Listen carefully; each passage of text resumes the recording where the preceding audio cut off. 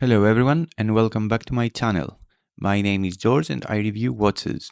In this video we are reviewing the Baltany 1921, which is an homage to the famous Vacheron Constantin 1921 historic American.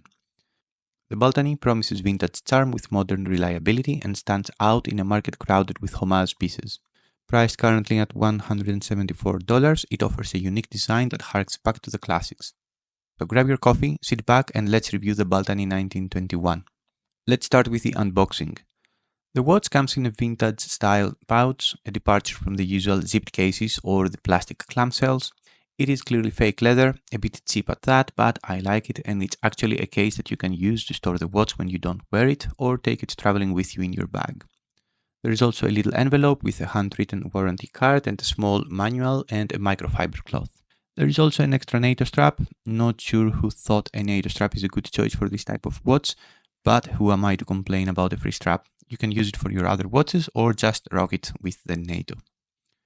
Holding it for the first time, the watch feels more substantial than its price tag might suggest. The case shines with a lustrous polish and the off-center dial immediately grabs your attention. It's a design that's both classic and intriguing.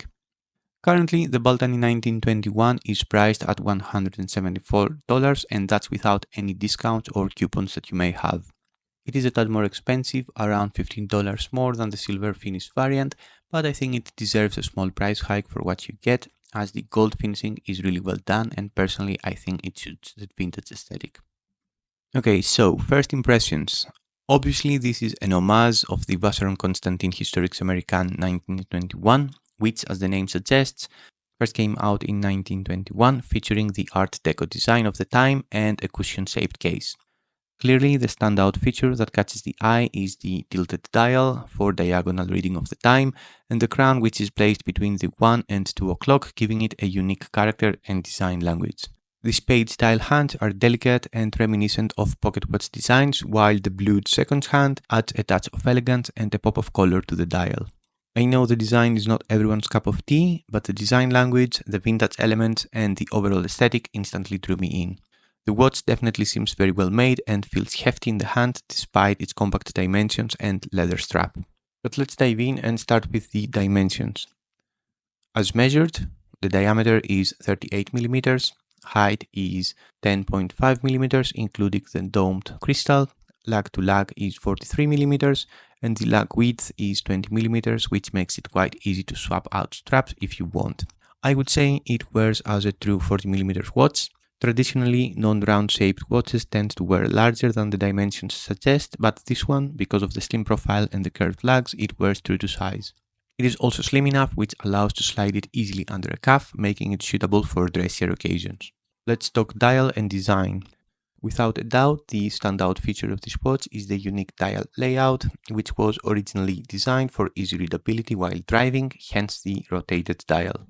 The idea is that when you're holding the wheel and wearing the watch on your left hand, the watch is positioned diagonally from you, so having the dial rotated a bit to the right makes reading the time easy without having to take your hand off the wheel. You could argue that it's a bit of an unnecessary feature with limited functionality even back in the 1920s, but you can't argue that it doesn't give this watch a unique character.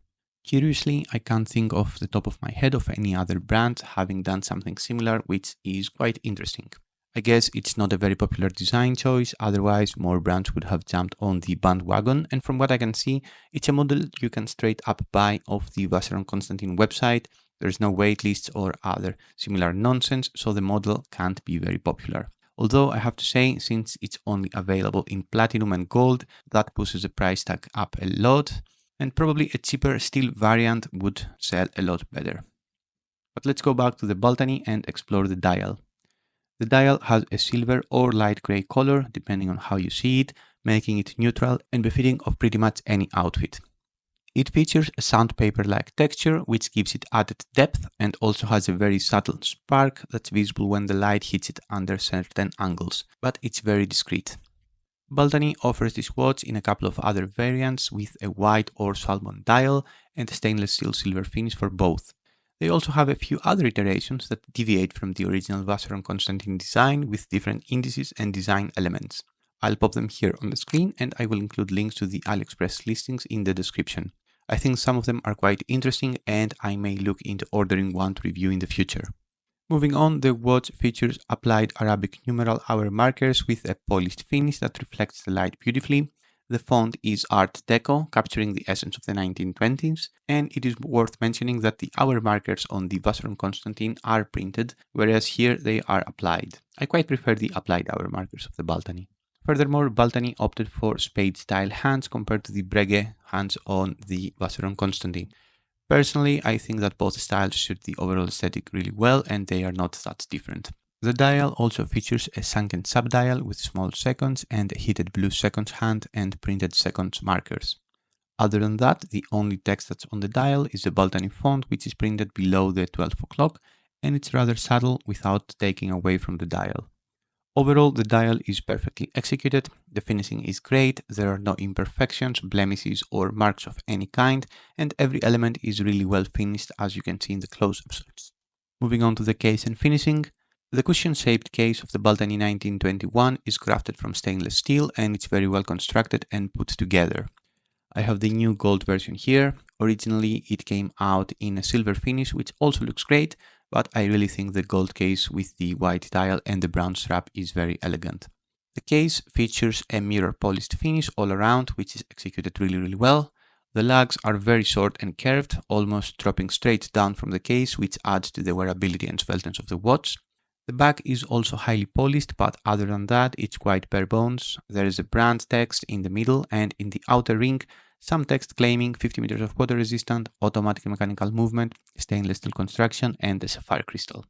The back cover is secured by 8 screws, which unfortunately are silver and look a bit out of place on the gold case, but I'm nitpicking here honestly. The crown, one of the standout features of this watch, is positioned at the top right corner of the case between 1 and 2 o'clock. It is a push-pull crown, it's very easy to pull out and operate, and the overall winding feeling is smooth. The Baltany 1921 features a slightly raised double dome sapphire crystal with effective anti-reflective coating. This not only enhances clarity, but also offers excellent scratch resistance, further protecting the highly polished case. The watch is rated for 50 meters of water resistance, which is the norm for dress watches, and with a leather strap, I wouldn't submerge it into the water, but it's fine for washing your hands. At the heart of the Baltany 1921 is the Seagull ST1701 automatic mechanical movement. It beats at 21,600 beats per second or 3 Hz. It has a power reserve of around 40 hours and it features 20 jewels. The claimed accuracy is plus to minus 15 seconds a day. I have only had the watch for about a week, but it seems it's keeping good time. I have no complaints whatsoever. One point worth flagging, because I know many of you value this feature, the Seagull movement doesn't feature hacking.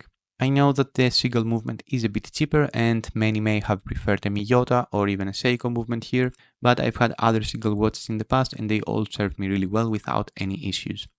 One of the reasons why Baltany went with this movement, I am guessing, is because it features seconds at the 3 o'clock position and also doesn't have a date complication, so no ghost crown position, making it a solid choice for this watch.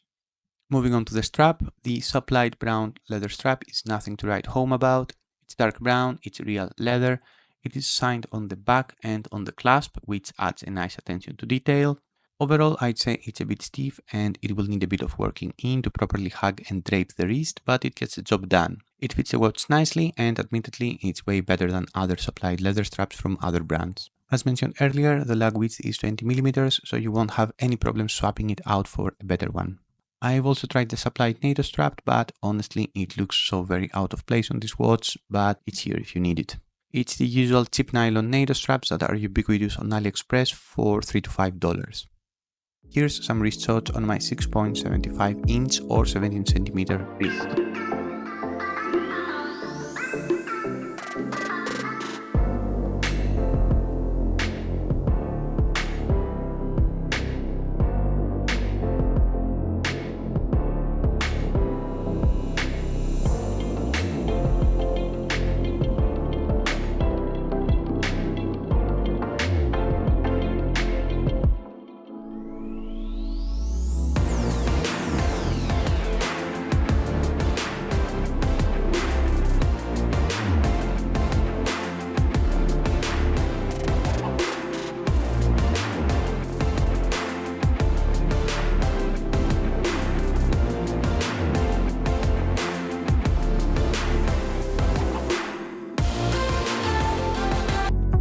Final thoughts. The Baltany 1921 is a fantastic homage to a classic design, offering both style and substance.